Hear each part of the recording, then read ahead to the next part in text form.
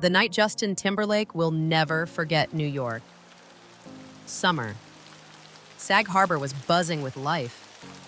The streets hummed with energy, the laughter of socialites spilling out from high-end restaurants and exclusive clubs. The distant glow of Manhattan flickered across the water, reflecting off the sleek, million-dollar yachts lined up at the marina. Inside one of the most exclusive lounges, Justin Timberlake leaned back in his leather seat, his famous smile relaxed, the sound of jazz music filling the space around him. Ice clinked against the glass in his hand as he took another sip. He had spent the night celebrating. Nothing too crazy, just a couple of drinks, a few laughs with old friends. And now it was time to go. He felt fine. At least that's what he told himself. His driver had offered to take him home, but Justin waved him off with a confident grin. "I got this," he had said. "It's just a short drive." A mistake. A simple, foolish mistake, but one that would change everything. Across town, Officer Michael Arkinson sat in his patrol car, parked under the glow of a flickering street lamp. The night had been slow. A few noise complaints, a couple of bar fights. Nothing out of the ordinary. He glanced at the clock.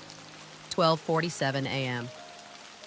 With a quiet sigh, he took a sip of his now cold coffee and stared out at the nearly empty road. These late-night hours were when the city truly revealed itself. When the masks people wore during the day slipped away, when the secrets of the night came crawling into the open. And then, out of the corner of his eye, headlights. A sleek, black sports car slid out from the curb of an upscale bar, its tires rolling smoothly against the pavement. The kind of car that didn't belong to just anyone. Something about the way it moved. Arkinson narrowed his eyes, too fast, drifting slightly over the center line. No signal at the turn, a textbook DUI. With a slow, deliberate movement, he reached for his radio. "Unit 12, possible DUI on Main and Harbor. Initiating a stop." The red and blue lights cut through the night. The black sports car hesitated, just for a moment, then pulled over. Arkinson took a deep breath. Time to see who he was dealing with. As he stepped toward the driver's side window, his boots barely made a sound against the quiet street. The window rolled down, and in the dim light, he saw a familiar face. His stomach tightened. Justin Timberlake, the pop legend, the movie star, the global icon. Justin leaned against the doorframe, eyes half-lidded, his signature smirk in place. "Officer," he said, voice too smooth. "Something wrong?" The smell of expensive whiskey and cologne drifted out. Arkinson's grip tightened around his flashlight. "License and registration, please." For a second, Timberlake just stared. Then he let out a small chuckle as if the request were a joke. "Come on, man, I'm just heading home." Arkinson didn't move. Didn't blink. "Sir, have you been drinking tonight?" Justin scoffed, running a hand through his perfectly styled hair. "Few drinks. But I'm good. Trust me." A cold silence. Then, finally, the words that sealed it. "Sir, I'm gonna need you to step out of the vehicle." Justin's smirk faltered. His brow creased slightly, his eyes flicking to the side mirror. For the first time, he looked nervous. "Wait, hold on," he said, his voice quieter now. "Do you know who I am?" Arkinson didn't hesitate. "I do. And that doesn't change a thing." A long, tense pause. Then Timberlake let out a breath, shaking his head before slowly pushing the door open. Flashes, cameras.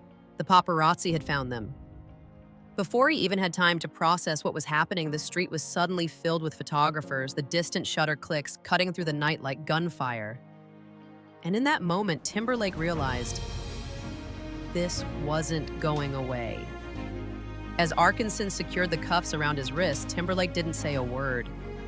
The reality of the situation was finally sinking in. He had walked out of that bar expecting the world to bend to his will. Instead, he was now being guided into the back of a police car, under the glare of the flashing lights, his name already making headlines. Justin Timberlake, arrested for drunk driving. Social media exploded. The internet was divided. Some people thought the cop had gone too far. Others said Timberlake had finally gotten what he deserved. And through it all, Michael Arkinson stood by his choice. He hadn't arrested a celebrity. He had arrested a drunk driver. Nothing more, nothing less. Timberlake's legal team cleaned up the mess as best they could. He made a public apology, entered a brief rehab program. The world eventually moved on. But for Michael Arkinson, things were just beginning. One morning, he was called into the Sag Harbor Police Department for a special event. The room was packed. Officers, city officials, even reporters. At the front of the room, Police Chief Rob Drake took the stage. "Some decisions," he said, "aren't easy. They take courage. They take integrity. And tonight, we honor someone who made the right call." A moment later, Michael Arkinson's name was announced. The room erupted in applause.